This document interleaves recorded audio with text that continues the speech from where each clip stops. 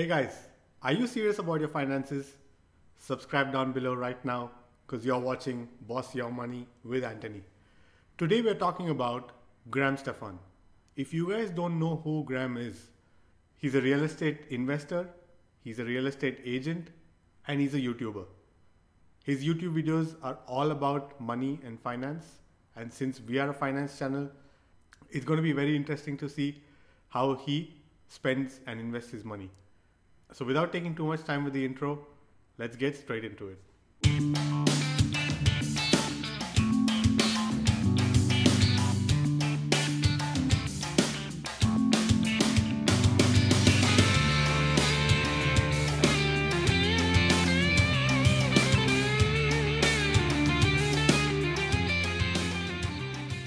So this is one of his more recent videos. It's an update to his older video where he talks about his finances in detail. So this video is titled Why I'm Finally Spending Money. So let's have a look and get our reactions to it.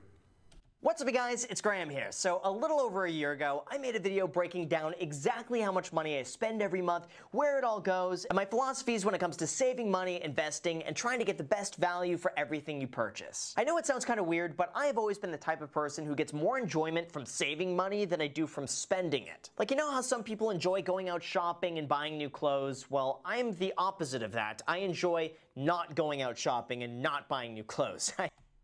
Now, I'm the exact same way, all right? When there is an occasion like birthdays and Christmas, my family always push me to buy something new for myself, and it has never interested me. I've never been interested in going and picking a t-shirt up for myself or shoes or whatever it is. I've always been more interested in saving money and investing. I see that as a more fun way for me to spend money. So if I were to spend $20 on a t-shirt, I would chalk that off as an expense, right? As it is. So I would rather not buy the t-shirt and buy myself something crazy like Bitcoin or something like that, where I know that I might not necessarily get my money back. It is a very high risk investment, but if it does well, then it does well, you know? So let's keep watching. I know, I'm weird. But when it comes to this, here's the thing. Over the last year, I've made some pretty substantial but well-calculated changes when it comes to my spending. And no, I'm not talking about going and balling it up with like fast cars, designer clothing, and heaven forbid, Starbucks coffee. But there are some things that I have found that are worth the money that in the past I never would have spent money on. And in this video, I'll go over exactly what those are and how my financial philosophies have changed over time. And of course, I'll get to what the title is talking about, how much money I now spend in 2020. However, I just gotta share something with you guys really quick. I'm gonna grab my computer so I can thank today's video sponsor, smashing the like button for the YouTube algorithm. Smash it.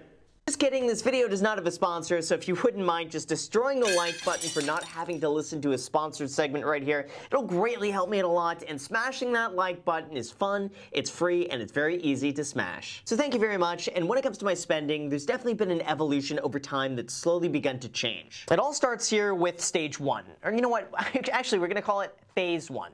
Phase one sounds a lot more official. We'll go with that. At first, my mentality was to live as frugally as possible, avoid spending money at all costs, and go to any extreme for the sake of saving and investing more money. This was my mentality for the first 6 years of my career, and I'll admit, I took this extreme to an even further extreme just because I wanted to save and invest a little bit more.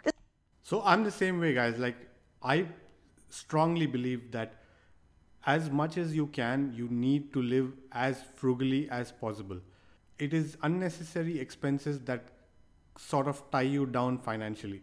It is very easy to get sucked into buying things that is unnecessary. It's just going to pile up at home. It's probably something that you're never going to use.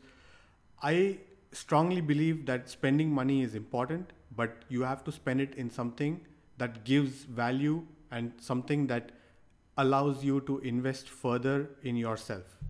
This was the point in my life where I would avoid hanging out with friends just because I didn't want to spend the money. I would avoid or postpone purchases just so I could save the difference, and in really every area of my life, I was just cheap. Although I do believe if it wasn't for that militant-like discipline for saving money, I never would have carried it through in other areas to such an extreme where I could turn that savings into another source of income. So at the point where I began investing in real estate, I took a slightly different savings approach, and we got to enter the phase 2 of saving. Phase 2. Did I start with phase 2? Now at this point, I only spent the money that the rental properties generated, and then anything else I earned above that working as a real estate agent could just be reinvested.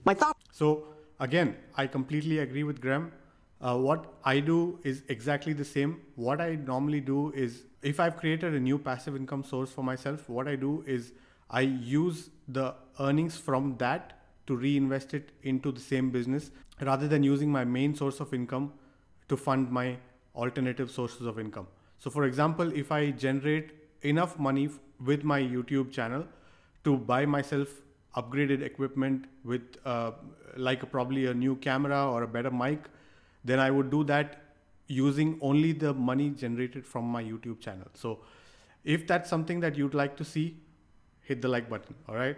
The thought process behind this was pretty simple. If I could only spend what the rental properties make, I could pretty much guarantee to maintain the same lifestyle indefinitely without worrying about how much I made as a real estate agent. It also meant that there was no pressure as a real estate agent to close a deal because I had some huge overhead or like a Mercedes Maybach payment that I had to make at the end of the month. I just kept things simple, I still lived very frugally, and I consistently invested everything else with the mindset that I could freely spend whatever that investment makes me, so that theoretically every year should be slightly better than the last. Well, what started off almost 10 years ago as a few $1,000s a month to cover my overhead of living in Los Angeles has now turned into almost $20,000 a month between 6 rental properties, stocks, bonds, and index funds. I could buy a BMW if I wanted to, but the thing is, I would be putting in cash for the down payment.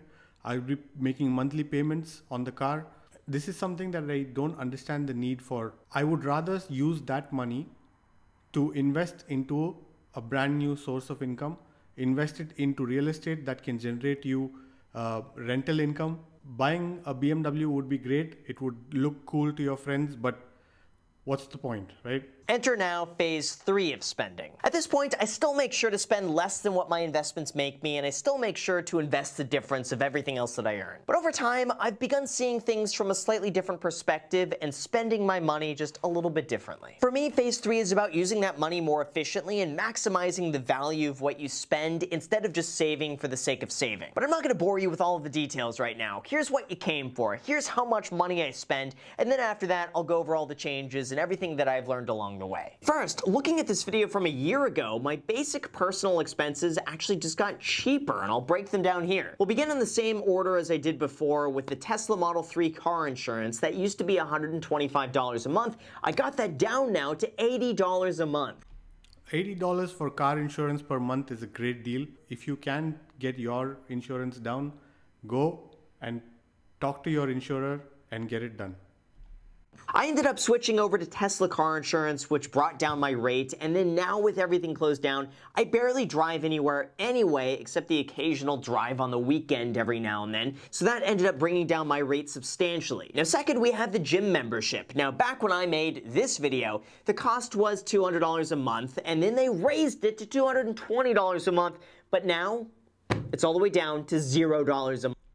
But guys, $200, I'm not sure about LA, but unless it's including personal training sessions, I feel like $200 a month is a lot for a gym membership. Here in California, gyms have been shut down for the majority of the year, and because of that, Equinox put their memberships on hold. In the meantime, I got some free weights and a bench in the backyard, so not only am I saving money, but I can also work on a bit of a tan at the same time. The third, we have my health insurance, and since this video last year, they have raised my premiums by $15 a month, so now I'm paying $230 a month. And fourth, we have my phone. So again, health insurance, depending on where you are, may or may not be an additional expense for you. And also it depends on your age and your fitness levels and various factors. So just make sure you do your research. As I've said in my first video, if you guys haven't checked that out, I'll leave a card up there. But do your research and get a good deal on your health insurance. bill, and it used to be this price right here. But yeah, I was able to get that down to $70 a month for unlimited everything. This one is pretty much my lifeline for work because I could tether my phone data to my computer and pretty much work from anywhere in the world, or I could browse Instagram. Again, guys, for the phone bills, I highly recommend that you do your research because there are lots of different plans that might be really confusing to you guys. They are all designed to take customers for a ride. Please subscribe only to services that you actually need and you absolutely are going to use on a daily basis. If you have a Wi-Fi connection at home and you don't use your mobile data, please opt out of this option so you guys can save a lot on a monthly basis on your data plan. From anywhere. For business purposes though. Anyway, to get this cost down, my girlfriend and I got on the same phone plan and I was able to remove one of those annoying phone insurance coverages I had no idea was on there, and I was paying that for a very long time without even knowing it. Yeah, for anyone out there, just go over the fine print of your cell phone bill and see if something like that is included. I have no idea, so I removed it. I hadn't used that ever, and now I'm saving even more money. Now, fifth, we have $75 a month for internet, and I recently splurged for the slightly faster internet with a promo code, so now I could smash the like button just a little bit faster. Now, I was initially thinking of classifying this one as a business expense because I use it primarily for business, but let's be real. I mean, we all have internet. I absolutely love the internet and smashing the like button, so I would have this one regardless. Now, number 6, we have my utility bills. Now, at my previous place, I was spending about $120 a month for everything, including the water for the unit next to me. But now that I moved into a house with more plants to water, it's a bit more expensive, and lately it's been about $260 a month. This one includes water, gas, electric, and trash, and it's not terrible because that also includes the charging of the Tesla that I barely drive, but it's still a lot more than I'm used to considering there's a big front and backyard to water. For the kind of house that he has and with all the plants that need watering, absolutely fine what he's paying for utilities. I've also been running the air conditioner a lot more during the day instead of doing my usual open up the windows and then turn the room into a sauna approach. So even though money can't buy happiness, it does buy you 74 degrees. The 7th, with all of the plants everywhere, I do pay a gardener $150 a month to come once a week to take care of everything. There's a lot of pruning, upkeep, and cleaning that we just don't do ourselves. And that also includes cleaning up all of these palm tree fruits that fall everywhere this time of year. Now, number 8, So when you're a millionaire, $150 for gardening is absolutely fine. Someone like me, I do my own gardening, I do my own cleaning. It all depends on what kind of goals you have and what kind of budgeting you have. If you haven't seen my budget video, I'll leave a card up there, check it out. But it's all about budgeting and knowing exactly how much you can spend before you actually spend. Something else that increased lately is my food cost, and that runs about $400 a month. Most of that is dining out because Macy gets the groceries and cooks a lot of food at home, but it's been really enjoyable to go and try new happy hour sushi places or go and split nachos at the restaurant down the street. At this point, I gotta say, working from home is really nice, but when you've been home nonstop, it becomes an extravagance to get out of the house. So this has become that little special splurge to get out and go somewhere and try something new, especially when everything else is shut down. Then number 9, we have that other category, and that probably adds up to another $200 a month or so. Now in the past, that would include things like haircuts, entertainment, travel, or anything else along those lines. But lately, with everything pretty much shut down, this other category has turned into buying stuff off Amazon. Let me just say, guys, now with everything shut down, we need to look at the silver lining, right? It is so easy for us to save money, not overspend. Don't go on Amazon.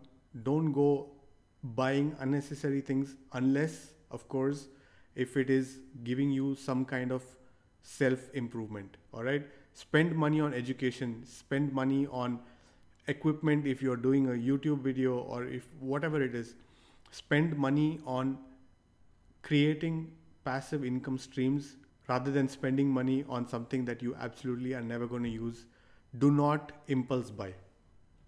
For example, I bought some face masks. I bought 2 new scooters a few months ago so we could take those around instead of driving and parking. I ordered a beanbag, which is really cool, and just random stuff like this. That means as of right now, we got $1,465 a month in spending, but we're leaving out one of the big ones, and that would be housing. Now, prior to this, I was living in a duplex where between the rental income of the other unit, tax write-offs, and home equity, I brought my cost of living down to essentially $0 a month. But now that I moved moved into a new place, my total out-of-pocket cost between the mortgage, property taxes, and insurance is $7,700 a month. Now, part of this was justified because I knew I was going to be working from home and I could turn a portion of this into a work-from-home office. But also, when you account for rental income, it's really not as much as you would think. In my previous home tour video, I explained that when you subtract the value of the guest house, the value of the unit that I was previously living in, and the extra $2,150 a month in mortgage equity by paying down the loan, that brings my net out-of-pocket cost down to $650 a month. However, if we exclude rental income from this, my true out-of-pocket cost is more like $55.50 a month, since the remainder of that goes right into home equity. And lastly, we have the Tesla Model 3 car payment of $630 a month. Now, technically, this one is a business expense that's paid for itself many times over, but I'm just going to throw it here because why not? I bought the car with 0% down and financed the rest at a 3.75% interest rate. At that point, my investments make more money than I pay in interest, so it just makes sense to keep this loan and not pay it down any sooner than I absolutely have to.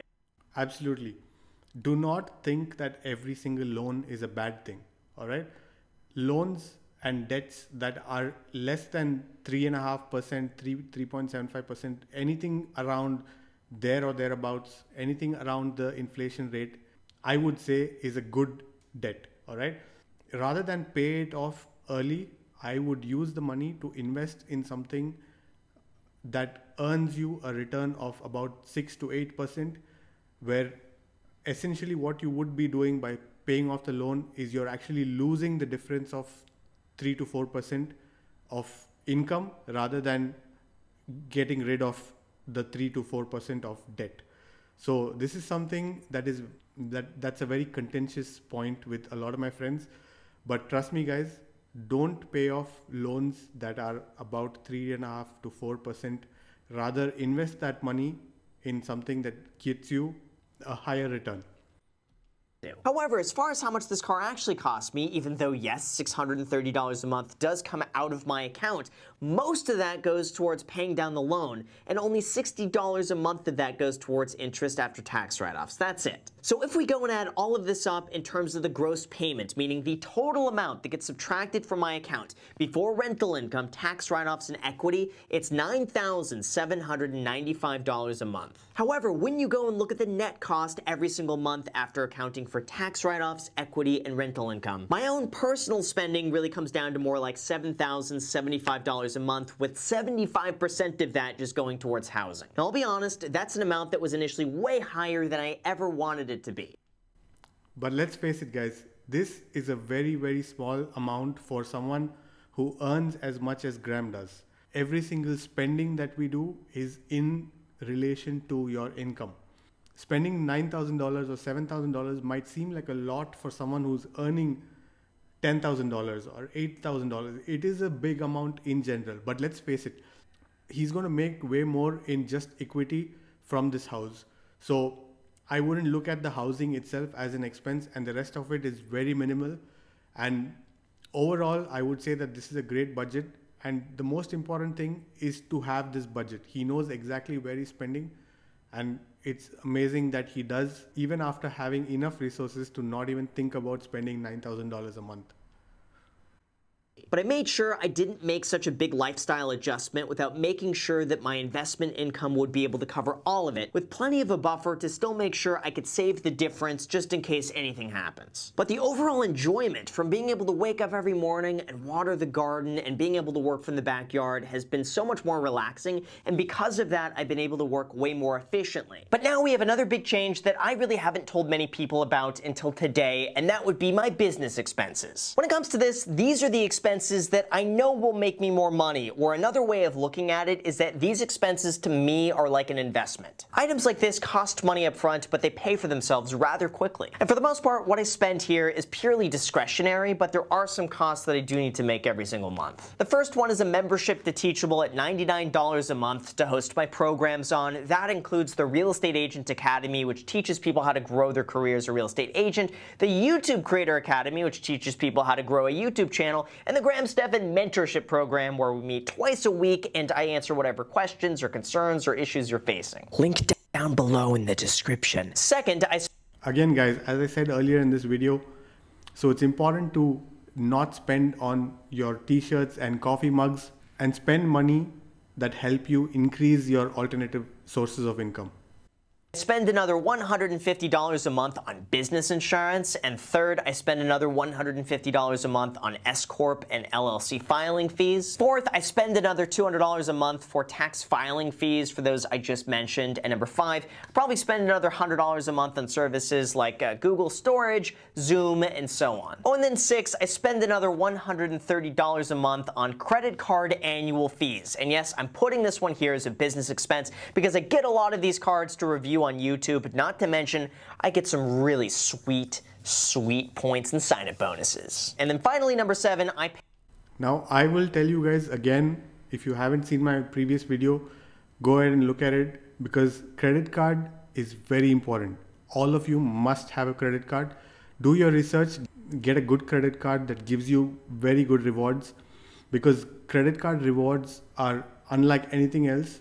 The way banks make money from credit cards is that when people don't pay off their credit cards, the banks charge interest, and the interest is an income to the bank. Now the bank wouldn't earn this interest if the customer doesn't pick up their product, right? If they don't have the credit card in the first place, the bank doesn't make any money. So to entice customers to sign up, credit card rewards are amazing. You can get 10% off, 20% off, 30% off, depending on which product you choose, which is suitable to your lifestyle. The important thing is to take advantage of these rewards, but make sure you pay off your credit card bills every single month before the due date. That's very critical. Pays $7,500 a month for a jack. That's right, I finally hired a jack full-time to take some of the work off my plate, because after almost 4 years of working full-time, running 2 channels, posting a new video pretty much every single day, it got too much to handle on my own. So now Jack edits all the videos you see on the second channel, The Graham Stephan Show. He also runs and edits the podcast, The Iced Coffee Hour. New episodes being posted, by the way, every Sunday morning, 9 a.m. Pacific Standard Time. He also runs the mentorship group, link down below in the description. He goes through the hundreds of emails that we get every single day, and he takes over anything else so that I could focus my time exclusively running this channel and just working on the bigger picture. Now, this is something I never thought would happen a year ago, because I took a lot of pride in being able to do everything myself. But once it got to the point where I was working 12 hours a day, every single day, and I was still stressed out because there was not enough time left over for me to get everything done on my own, I knew something had to change. Now, this is something funny. He says he's spending $7,500 on Jack, right? But I'm sure by delegating his tasks to his employee, what he would have made has probably doubled or tripled, all right? So this is not really an expense. I'm sure he's actually making a lot more money just by hiring an employee where he can delegate his tasks. Now, having a jack work with me full-time frees up at least 5 hours a day of my own time. And we could accomplish way more throughout the day together than I could on my own. I gotta say, being able to buy back my time is now indispensable. And it's also something I never considered until it got to the point where I had to, and I'm really glad I did. So that now brings my total business overhead to $8,230 a month. But I gotta say, that $8,230 pays for itself dozens of times over. And without that cost, there would be no way that I could earn the income I do today. And to me, this one isn't so much of a cost, it's more of an investment that you have to make when you get to a certain point if you want to continue growing and expanding. Something like that just becomes necessary, and that was a really big realization for me. Anything beyond this, though, is purely discretionary, although if I see something that I think would improve the quality and the enjoyment for you in the channel, then by all means, I think it's worth it and I'll spend money on it. Everything else, though, is still very simple, and I still pride myself on being as hands-on as I can for pretty much everything that's out there. But now, being able to hire out some help takes some stress off me and gives me more time to focus on the aspects I enjoy the most, like making these videos, doing research, and investing. And of course, asking you to smash the like button for the YouTube algorithm. And then continuing to edit videos to continue to remind you to smash the like button. So when it comes to everything, these are my 2 main takeaways that I have learned when it comes to saving and investing, and it really just comes down to this. First, I only view my income instead of how much money I make, it's only how much money does that money make me. For example, if I make $10,000, I don't see that as $10,000. Instead, I see that as $50 a month in passive income invested into a rental property at a 6% return. Exactly. This is exactly what I was saying earlier. It is very important to take this approach to every single penny. That logic, if I'm able to invest $50,000, well, that's enough to cover my basic grocery bill for the rest of my life. Then if I can go and get $350,000 invested in that rental property, that's enough to pay for a basic one-bedroom apartment here in Los Angeles in a decent area. I challenge you to think the same way as well. It's going to make the aspects of saving money and investing that much easier. And over time, you could replace all of your expenses just by having your money do all the work for you. The second, beyond the essentials, I only try to buy things that I could put to work to make more money or something that I could see as an investment. For example, I consider this computer that I'm editing on right now, hi Graham from the future, that's a good investment because I use this to edit all my videos on that make money. Or buying an extra camera so all of a sudden now I could film a second angle for the Graham Stephan Show. If you could find a way to coordinate your expenses around things that will increase your productivity or income, it could absolutely be worth it. So that's exactly how much money I spend for anyone curious, and those are my philosophies when it comes to saving and investing and how to budget so that way everything's sustainable long term. Now, as far as where this goes from here, I have a feeling that my next big expense is going to be a reinvestment back into the YouTube channel. And instead of spending any more on myself, I really want to take this to the next level and make a combination of like a Dr. Phil meets Joe Rogan meets Dave Ramsey meets Judge Judy,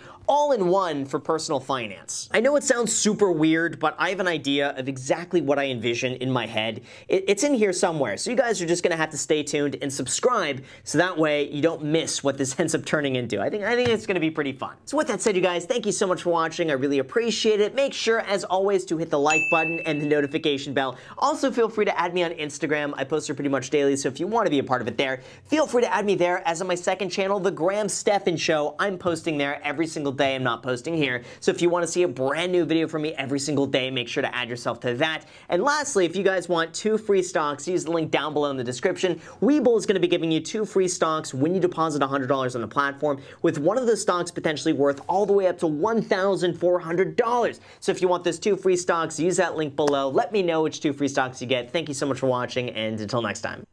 All right, so great video from Graham. I completely agree with most of his philosophies with regards to money. I'm the same way in every single aspect, except that he's completely against Starbucks.